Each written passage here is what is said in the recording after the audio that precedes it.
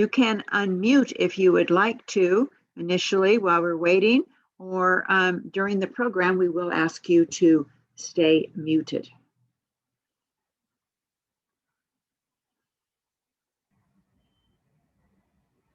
So we're going to wait till about 5 minutes past 5 because we are expecting other community members to join us today.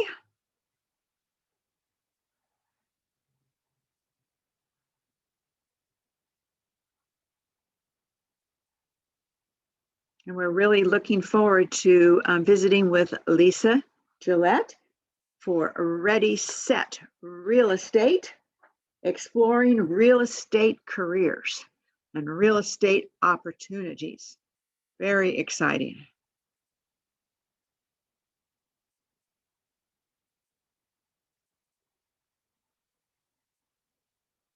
So while we're waiting, I'll talk a little bit about, we have had a wonderful presentation on Sunday by Father Greg Boyle with his book, Tattoos on the Heart. It is part of our 19th One City, One Story program, and Father Boyle's book, Tattoos on the Heart, is a selected book. It is definitely a book for our times. Father Boyle speaks from the heart to our heart. He offers opportunities for gang members, anyone who wants to come to Homeboy Industries, as long as they want to take the opportunities. They take the opportunities, they are there to help them. Throughout this pandemic, their Homegirl Cafe has been open, and they have been preparing meals to serve the community and other nonprofits.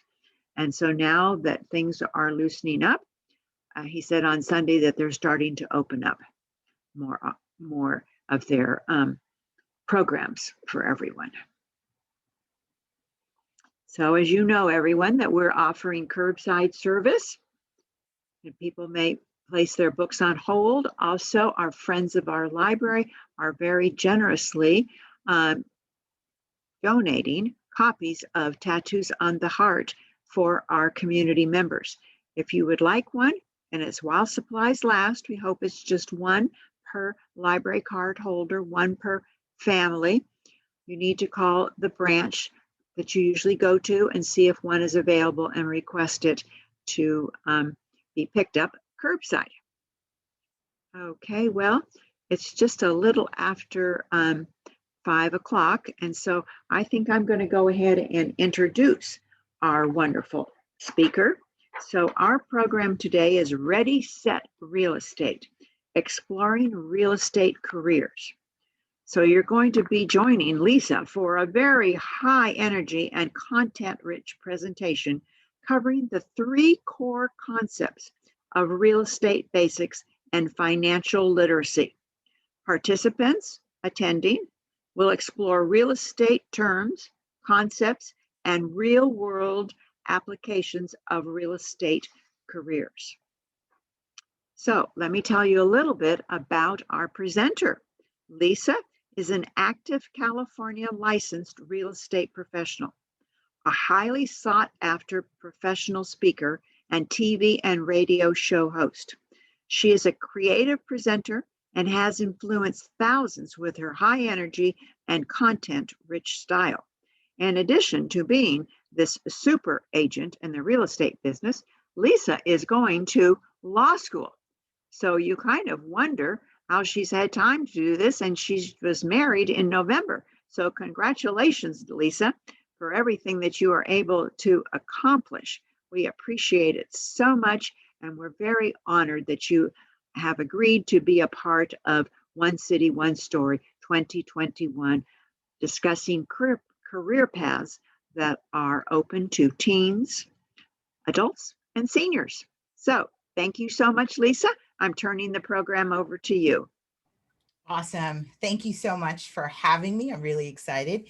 And especially at this time, it is so timely. I think it's so timely for a lot of people to know that real estate is something that impacts our everyday life, our waking, breathing walking, sleeping, talking, and that's what I'm going to jump into as we talk about just this big word, real estate. Sometimes people don't really think beyond homes, and so that's what this presentation is about. It's really to take you to another level. So I'm going to share my screen, and thank you so much again for coming on.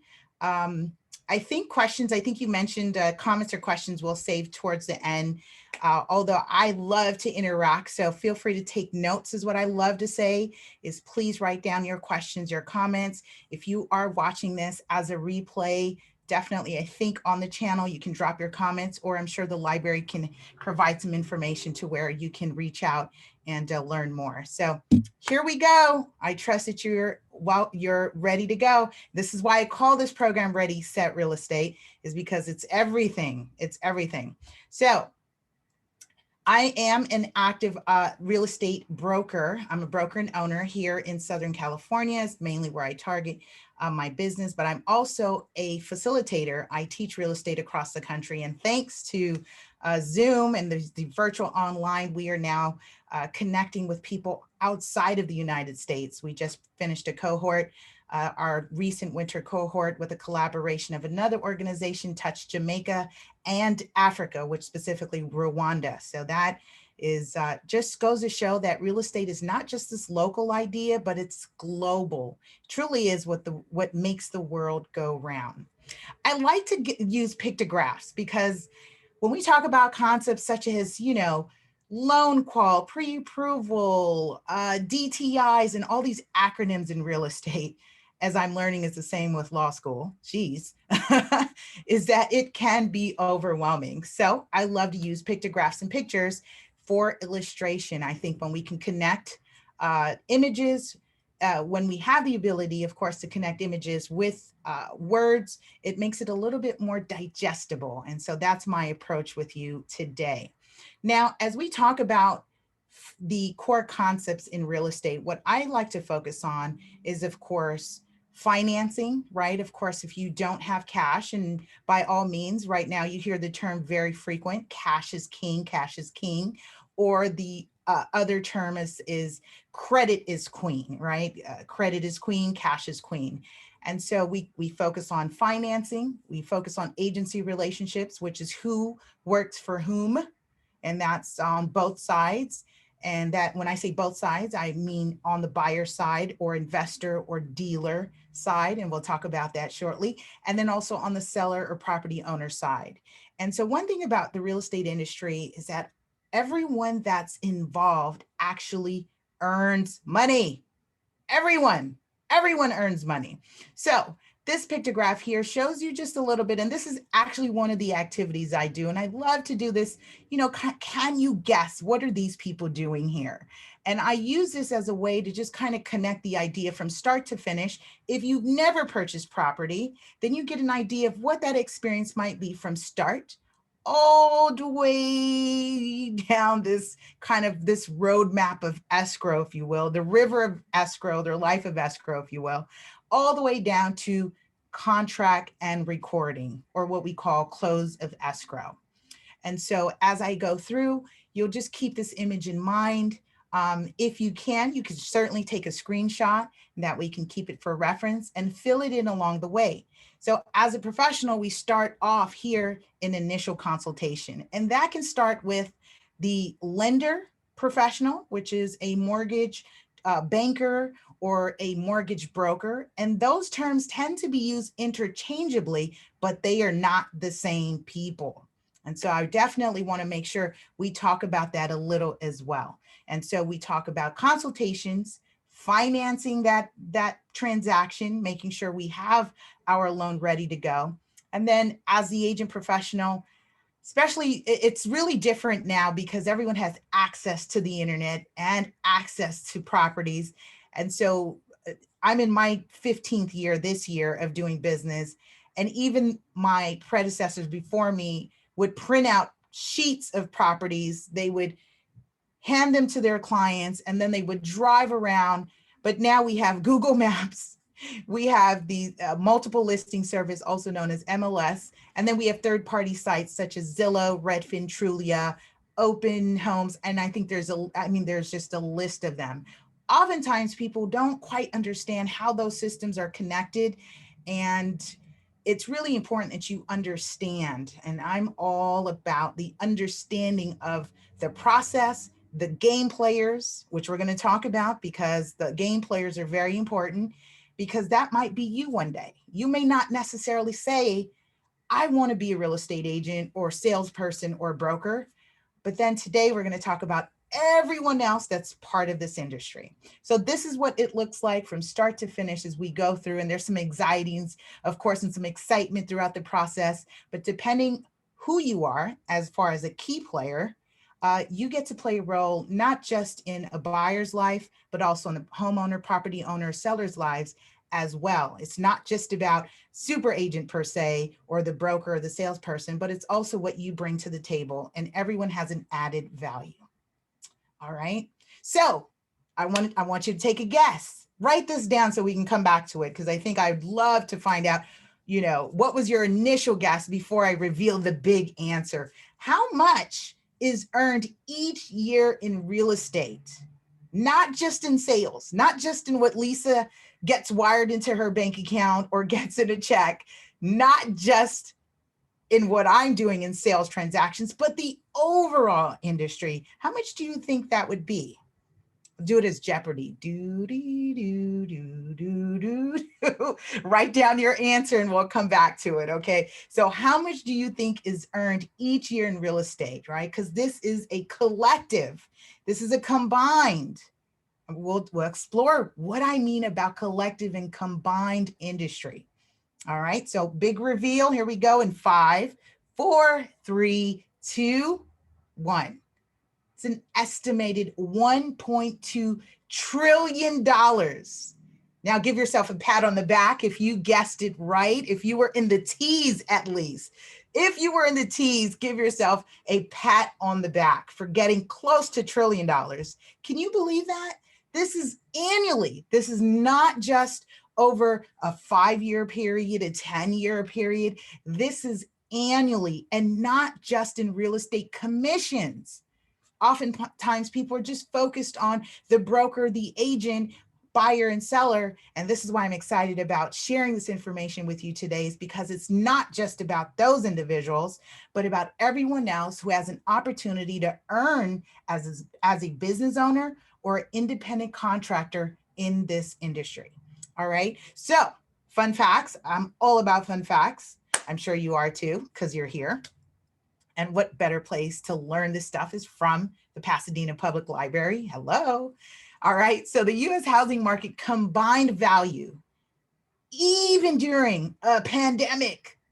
Can you say that? Can you just say even I can't hear you. Even during a pandemic, contrary to popular belief, and unfortunately to all some of the other industries that are being impacted during COVID, right? That this industry is up. It's 33.6 trillion as of 2020. And the news is there's no signs of it cooling down. Why? Because interest rates are low. There's monetary policy putting in place right now to make sure we continue to have a strong housing market, because housing is so important. Speaking of housing, let's talk about it. So the world of real estate and you. What does that mean? What does that mean? I'd love for you to write down some examples, and I'm going to give you about 60 seconds. That means once I share with you just some examples of what real estate is in terms of its category, I also want you to take a moment. Remember, I said this was interactive. That means write down, take some notes. Okay, great. So what does that mean? The world of real estate and you. Okay. So most people are familiar with real estate as residential, right? For the most part, you are in an apartment, or you have a home, or you're renting a home, because you can also rent a property as well, a single family home, a condo, or a townhome, right? But what about everything else around you? All right, so I want you to think about that. So we know real estate commonly as homes and apartment. That's residential. So make a note that residential real estate is considered 1 to 4 units. 1 to 4 units. 1 unit, single family. 2 units duplex, 3 units triplex, 4 units quadruplex. I remember this. I remember learning that. And what's that? Algebra, geometry. Had no idea I'd come back to it in real estate. So it does help. And that's the beauty about real estate as well. When we talk about those other individuals, guess what? No college degree required. Go figure. You get to manage millions, billions, $1 trillion worth of assets, real estate assets. I know. Go figure. Yes. GED or high school diploma required. And you can get into this business. So if you're excited, please make sure you put a big check mark and say, I can do this, right? I'm ready, right? Ready, set, real estate. Get it? Okay, yeah. All right. So keep up with me now. Okay. So now if you have an opportunity to go to work, I always think about this, right? Like when you wake up in the day, your morning or night, you wake up, and fortunately, if you are fortunate, because we do connect and present with people with temporary housing. And so if you've been fortunate and you have a roof over your head per se, you are in a piece of residential real estate oftentimes, right? A home or apartment. And then you get up and you go and do your day to day. You leave. And if you have a car, if you're walking or commuting, let's say you're driving. Before you go to your next stop, you stop off at a gas station. Guess what? Gas station, someone owns it, albeit an individual or a corporation, LLC, partnership, whatever entity type. But guess what? Someone owns that real estate. That's called commercial real estate. Now, we've just filled up our car with gas, we take off, and let's say you have kids, right? And we're driving along and we drop our kids off at school. If they're not being homeschooled right now, a lot of our kids are at home and they're doing virtual online, but say you actually drop them off and you drop them off at this nice structure. Guess what? Someone owns that structure, right? And oftentimes they own it under nonprofit entities. So they are tax exempt, that depending on how their bylaws are written, they can own real estate. Universities do that all day long. That's why they can expand. And if you are in, the Southern California area, you see a lot of expansion happening near USC, expanding out, expanding their housing, expansion. Why? Because it's real estate, right? It's almost this game of Monopoly. Actually, it is Monopoly, truth be told. So now we've dropped our kids off, per se, if you have them. That's commercial real estate. Okay. And then you go off to work. So you go off to work and you now check into a building. Guess what? Libraries, commercial real estate. Someone owns it, right? How about your groceries? You purchase, unless you're in a farmer's market, but even if farmer's market sets up in a parking lot, guess what? Someone owns that parking lot. That's commercial real estate, right? Are you see where I'm going with this? That everything we participate in is real estate. And the reason why I paint that picture is because start thinking about what opportunities as you start seeing a shift happening during post-COVID. Unfortunately, a lot of businesses have closed down. I've seen a lot of for lease signs go up. I've seen a lot of for sale signs go up in commercial real estate. And there's an aspect of the business that you can tap in. May not necessarily be on investing or purchasing, but guess what? Also working with those companies or owners with preserving that property from break-ins, right? Deferred maintenance. And that's an aspect of the business called property preservation. Write that down. We'll come back to it soon. Okay. So I've talked about grocery stores, malls, right? Where we go get our clothes. Depending where you are in this country, I just saw that in Georgia, one of their malls was just foreclosed on. What does foreclosure mean? We talked about terms and concept, right? That's essentially when there is a mortgage or a loan on a property. The property is collateral, meaning it's used in the event that you, the owner or borrower, is unable to continue your payments to the bank, to the lender. Then that collateral will then be used as a way for them to sell it and pay themselves what you owe. I'll say that again. So you owe the bank money, you have the collateral as the property signed against the loan. You can't make the payment. They go through a foreclosure process, which is actually a legal proceeding. The bank is essentially suing you for default of your loan, and they will foreclose, meaning they will then say, we've given you time, we've processed, we've done due process, if you will, and it's usually 180 days that they give you an opportunity to make up past due payments. And in that event, if you don't pay up, then they will go ahead and foreclose and they will sell the property at an auction. If it's sold at an auction, sometimes not all properties end up being sold at an auction, and then the bank retains it when it's not sold. And that's when it becomes a bank-owned property. You may know that as a REO. So when you're sometimes searching, Googling, or you're even just curious about real estate, you hear the terms REO, that's real estate owned property, also known as bank owned property, and also foreclosed property. So it's all in that category. Depending on its term, it just means where it is in the process, right? So for pre-foreclosure, mean it's right before they foreclose, final opportunity, it's done, gets auctioned off, right? And so there you have an aspect of the business that most people are afraid of, they don't understand, but guess what? The banks are now retaining that property. They need somebody to make sure someone doesn't break into that building, break into that property. They will need keys changed. They'll need the grass maintained. They'll need the landscape maintained, specifically because the city issues fines for deferred maintenance. Yes, they will issue a lien against your property if you are creating a nuisance. I actually just dealt with a property where we had to get that cleared up and that lien removed. Yes, it's not good, right? Because then it attracts issues and challenges, and it just creates an issue. So being a property preservation technician, if you will, right, or an engineer, meaning you're independent contractor or you're a business owner, you can go out and do these jobs for the banks per se.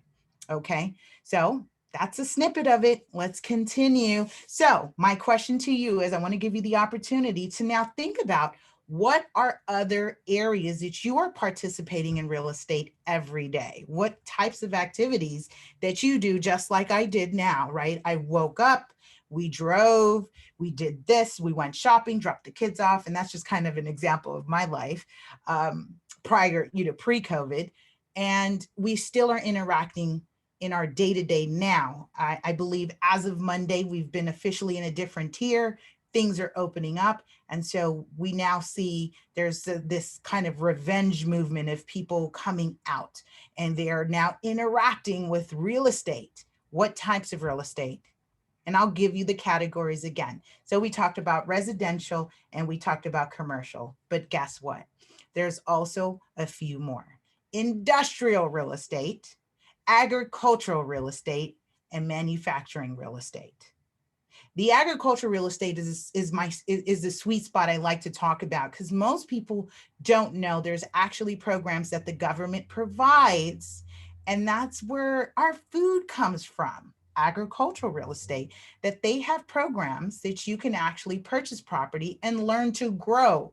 Remember the days of farmers? Oh, we still need farmers. We still do need that. We still need our food. And so that's why that's important. I'll give you this key term. It's called a USDA loan.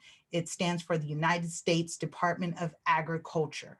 They are the issuer of the loan, and it's a very low down program in terms of investing and purchasing. So not only do you get to purchase a piece of property in terms of ownership, but you also get to run a business and provide something for the greater good of the people.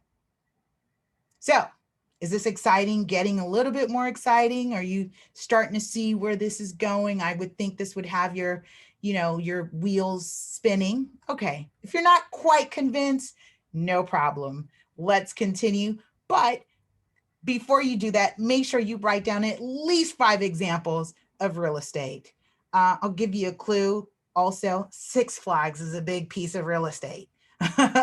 What else can you think about? Movie theaters, which are now shutting down across the country and the world, are now going to be pieces of real estate that what should we innovate its uses for? When I have my classes, I love all the ideas that people think of. So think outside the box, all right? Okay, so 5, write that down and just come back to that. So let's talk about people you already know in real estate. And this is what I love about real estate being this global and also interdependent, meaning we're all connected and we're all depending on someone else on their level of experience and or expertise in the business, right? So this is just a snippet here of people you already know. Let me bring that up larger here. So it's not just about sales. I mentioned this industry being $1.2 trillion and growing. I've been in my 15th year of business and I've just seen this industry go through so much. And I'm still learning about opportunities that I'm like, oh my goodness, if I only knew, or if that person knew beyond the sales professional, because you may not want to interact, you may not want to do sales, you may not want to do showings. That's fine. You don't have to. Why? Because there are all these other people right here, look, right here. Check it out. So it's an industry that connects us on an entire infrastructure. For example, let's talk about the junk removal specialists. They're an industry. They're in our industry. As a matter of fact, I need them frequently when we're doing cleanouts of a property. Can you imagine the things that people collect and they save over the years? And when we are selling or there's a transition happening with that property, guess what? We need someone to do that. I have one of my students, actually, he's licensed in real estate and he also works for 1-800-JUNK. And he said to me that he's in the Nevada branch and they are one of the one of the top producing branches on the West Coast. Can you imagine at this point with everyone downsizing? I mean, these are all, yes, it's unfortunate, but there's also opportunity there as well. And junk removal specialists, I mean, you've seen someone purchase a truck, they'll put the siding on it, they put a sign, a phone number, and guess what? Your phone will start ringing because people need you. They need you. I need you. I'll call. So junk removal specialists. And then you have companies like a fire water cleanup and restoration company.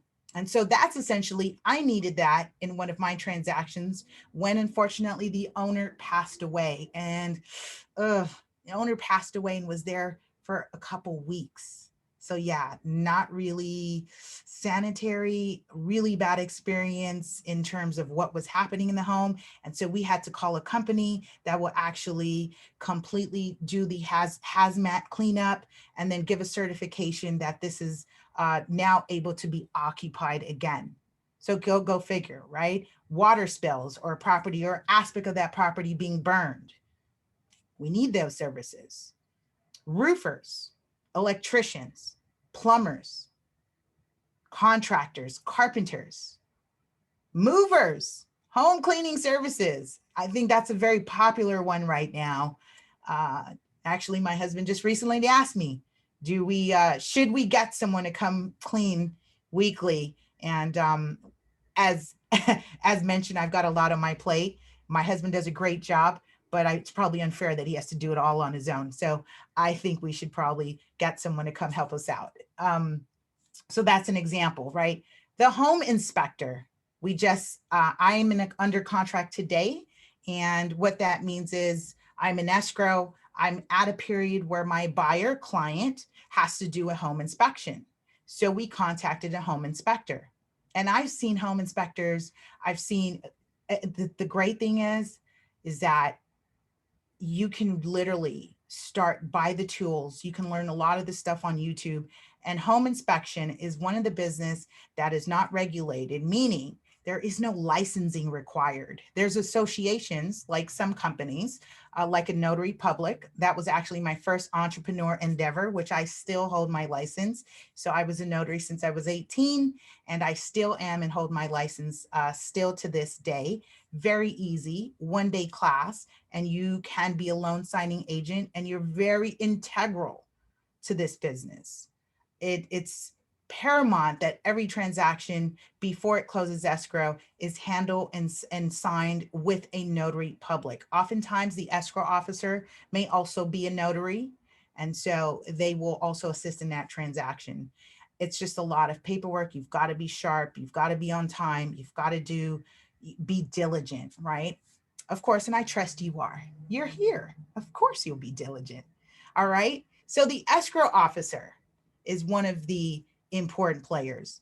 I mentioned appraiser, home stagers. Now, as you're looking at this, and this is just a list just to show you, but there's so many more people that is involved. And again, when we talk about $1.2 trillion, can you now see how that number starts to grow? Is because you have all these other key players, if you will, that's involved. And albeit they're involved from the construction of the home, the maintenance of the home, renovation, and that means either before the sale, during the sale, after the sale. And it's not just the home, it's on the commercial aspect. It's on the agricultural aspect. It's on the industrial aspect of it. Framing. And as I think industrial, I was thinking about this new thing where you can now order your car from an app. They have it in this huge kind of like this tube. And then when you pick your car, they bring it down the tube and it spirals down, right? So this piece of real estate, that's innovation that's being used there. Engineers definitely are important. Architects important. So there's just so many people that are important to this business. All right, let's continue. And I'm just going to give you a sec, just if you want to screenshot, because again, these are people that are also very important. Okay. All right. I love this activity. So just a quick, just kind of getting you to realize that albeit you may be in a transition, either now, sometime later, especially the real estate industry, on average, the average age of the real estate professional is now 60. When I entered the industry, it was 50, 57, 55 or 57. And that was 15 years ago. So now the average age of someone entering this business is now 60. I love that because that means you don't have to necessarily say where I am is where I'm stuck, right? And this is why I love this I am activity, is because I do the I am, I will, I dream, I am, I will, and I dream. So I am is who are you operating as, right? Who do you want to be? Declare that, affirm that. For me, it's been I am super agent. I went through a complete transformation of rebranding who I was and who did I want to be recognized. I love educating, I love empowering, and that's just because I just love learning, and what I learn, I share. In fact, I've been featured in articles across the country, and one of the things that I've been known for, quoted, is saying that all this information is no good to me if I don't share it. So here I am. And again, I'm thankful for this opportunity with the Pasadena Public Library to share this information with you. So write this down. I am, and declare that. I am, and you can sometimes use your own name, right? Sometimes just stating our name affirmatively, right? Just firm, confident, can change how people see us, view us, perceive us, connect with us. I am super agent, or I am, say your name.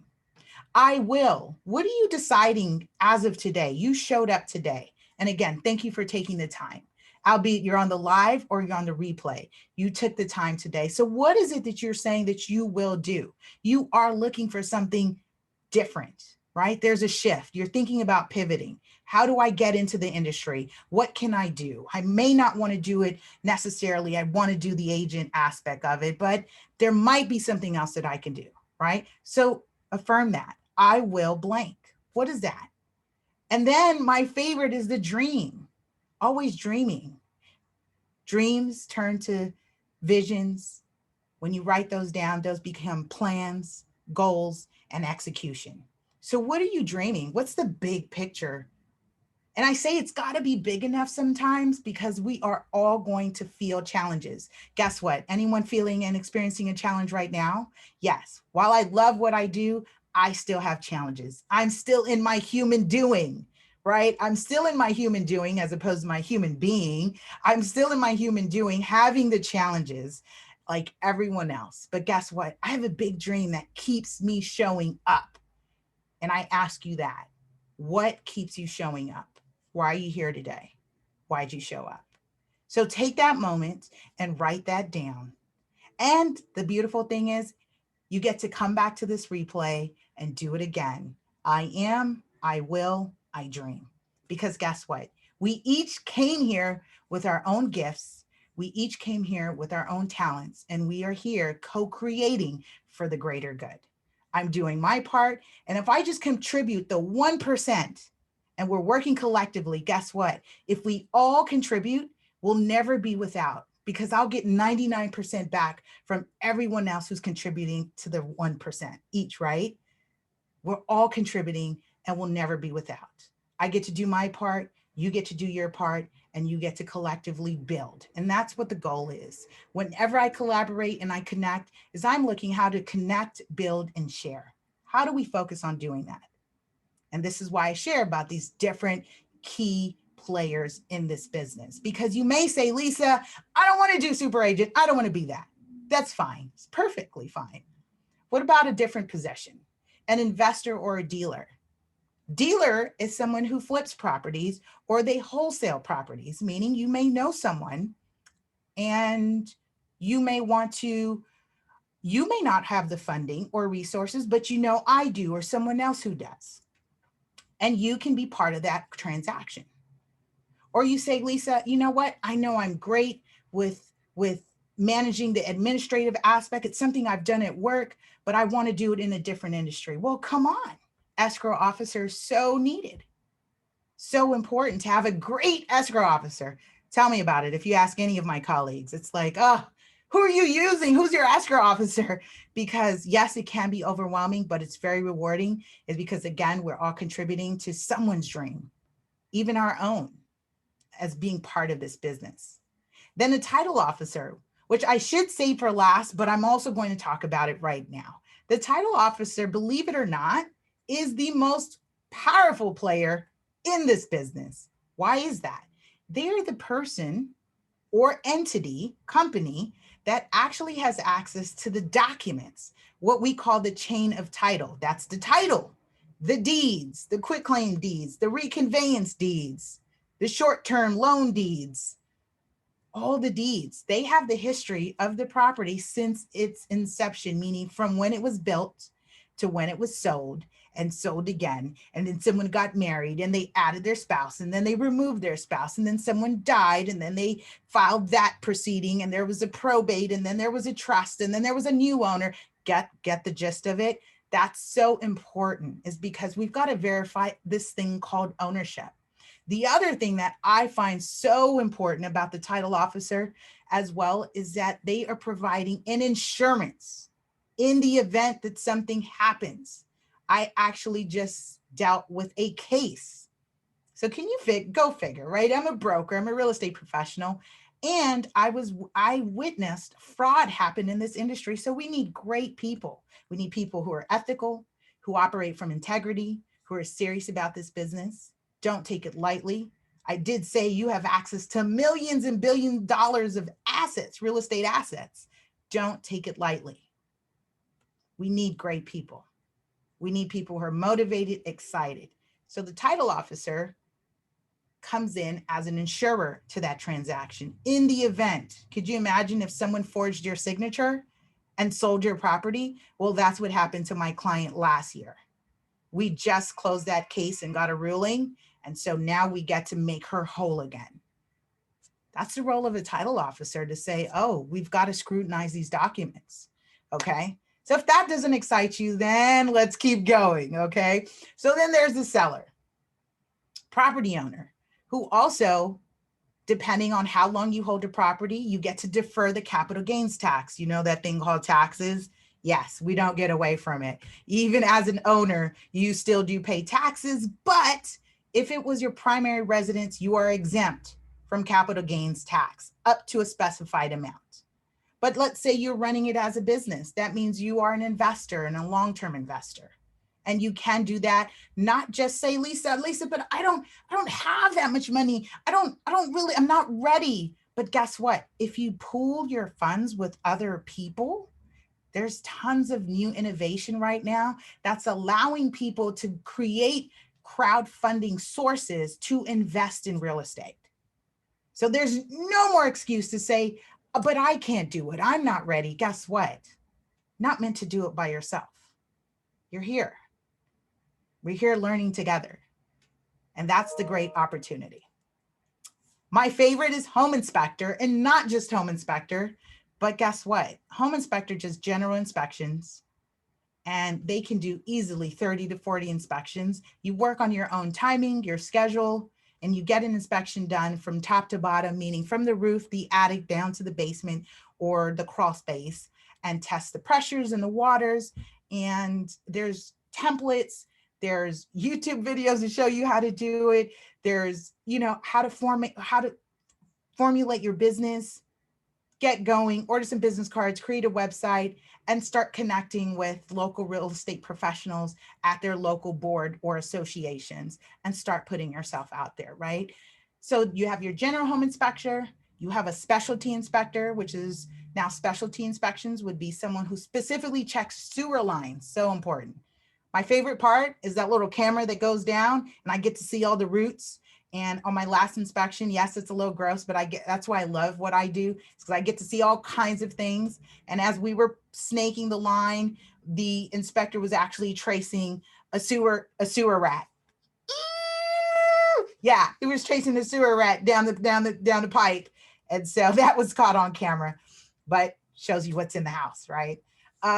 And so you have examples of the electrician is also a specialty inspector, which you too can be a part of. Those are all trade that require trade certifications. You can do that at a local community college, which is great, right? Local community college, vocational training.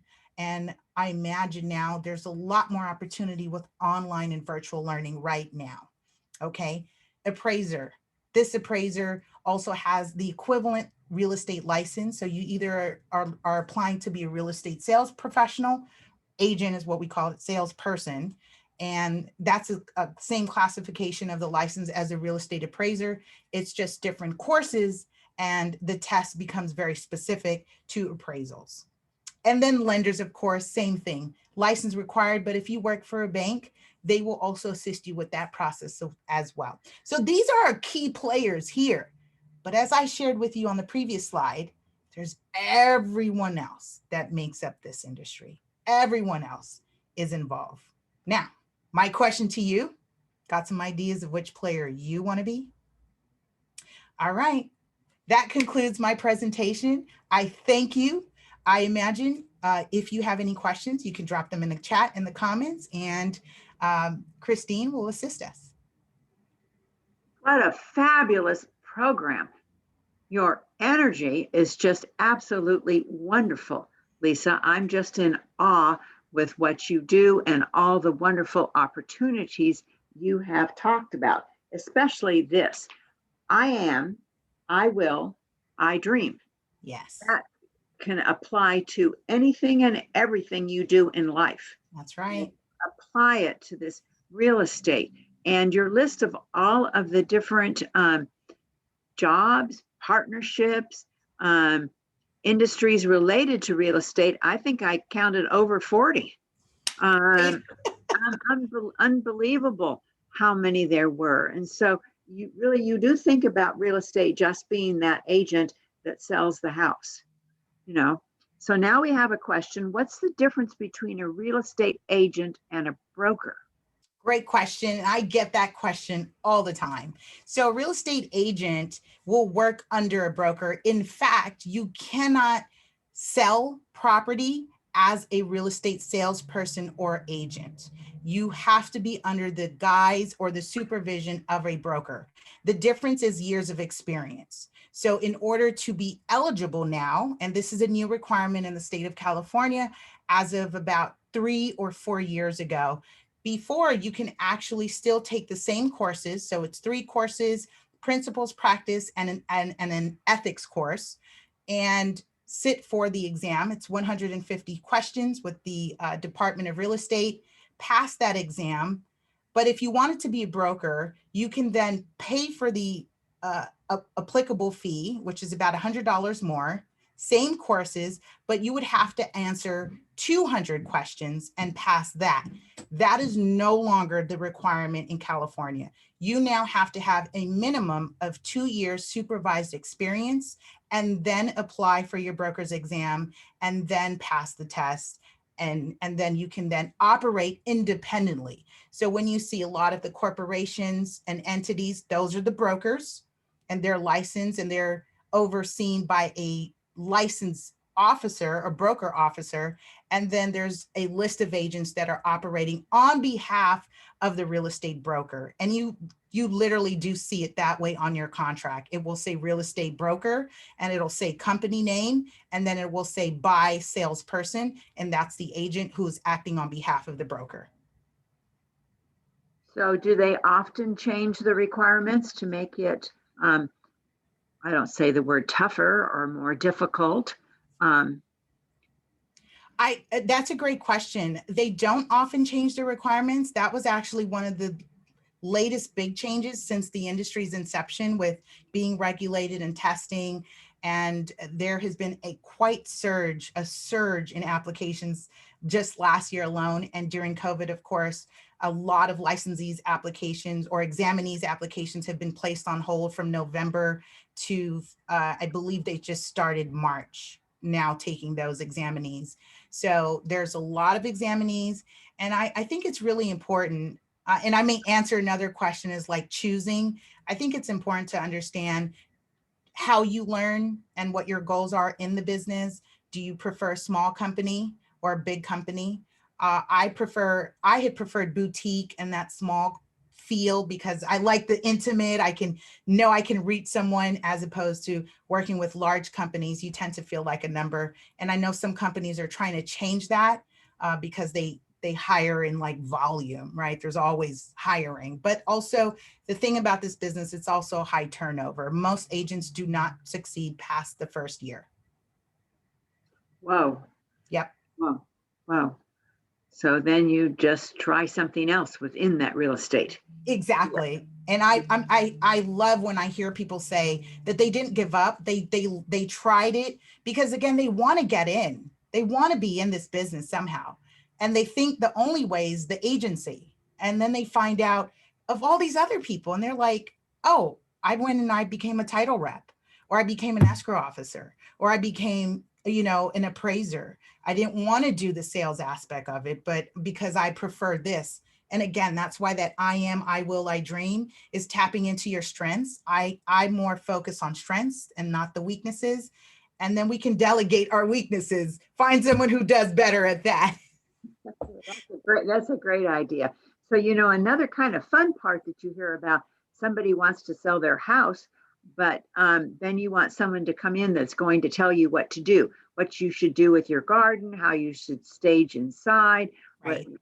what clutter should you get rid of, rent, a storage unit, move everything into the storage unit. Right. So can you talk about stagers, home stagers? Is there a big opportunity in that field? Absolutely. There's a big opportunity, and there's a business with itself that you can also sell the furniture that you are using to stage the property. Sometimes someone walks in and says, oh my gosh, I love this look. I want the furniture too. And so the home stager, that's oftentimes their property, right? They own that because they're using that in various locations. And they also earn commission on top of that, on being able to sell a property with the furniture. I love when I see those posts from my home stagers or my colleagues, and they say, guess what? We just closed this and they bought the furniture. So they're getting the furniture from one of these different companies that advertises furniture for rent. Is that it? Furniture for rent. And there's also kind of like a well-kept secret, unless know, but great place to get furniture is when right now, like hotels are shutting down, commercial properties are shutting down, they're actually selling their furniture at discounts. So there's like a whole liquidation of purchasing furniture. So great pieces in terms of art or vanities or mirrors. And that's a real thing. That's a real thing happening instead of always going to IKEA, right? Right, and those are all brand new, right in style, right up to date. Exactly. Right, just like the background that you have today. It's Right. just right up to date. And that's what people, that really helps to sell it. So are a lot of home sales using home stagers? Real estate agents? So it depends on the company. I think we're at a 50-50 depending on whether the property is completely vacant. Sometimes it's just utilizing the furniture that's in the property, and if you can. But for the most part, I do see those vacant remodeled. They will use home stagers. I actually tried out something new, which is virtual staging. Because COVID happened, and it was an interesting shift that we had to experience over the last quarter. And I tested out virtual staging, and it worked, but I still felt like it's still not the same. When someone walks in and they see it, they see a vision of what it could be, but when you walk in and nothing's there, it's like it's just not the same. Yeah, that's what I understand.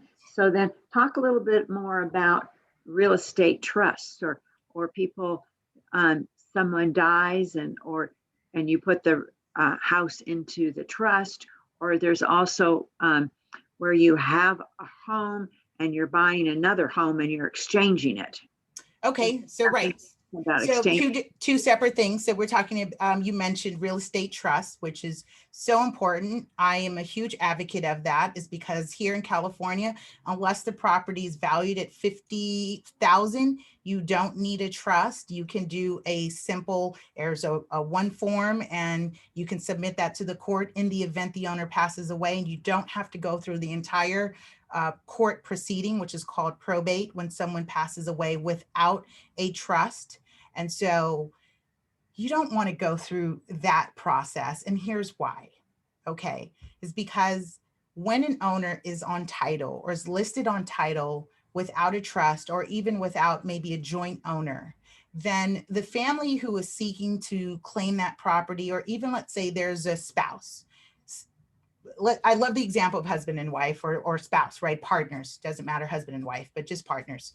And so one partner passes away and there's one still occupying the property, but there's either a will or no will. A will is what we call contestable, meaning someone can contest the validity of a will. Even if you say, Lisa, but I wrote it, they wrote it down, they told me I can have it when they pass away, and I have this piece of paper that says so.